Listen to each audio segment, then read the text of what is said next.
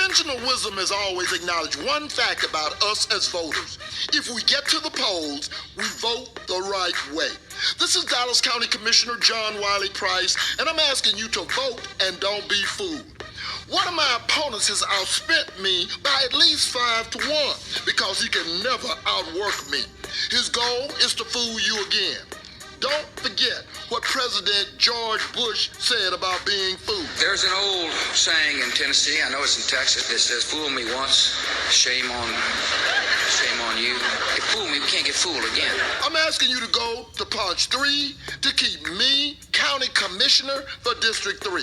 And if anybody tries to sell you any of those nickel bags, tell them you won't be fooled again. Everybody in here that's going to go up and get that bag out tree, raise your hand. And he's lying. Don't fall for the bag of tricks. Vote for a real man, not a plastic man. Political ad paid for by the John Wiley Price campaign. Zan Holmes, treasurer.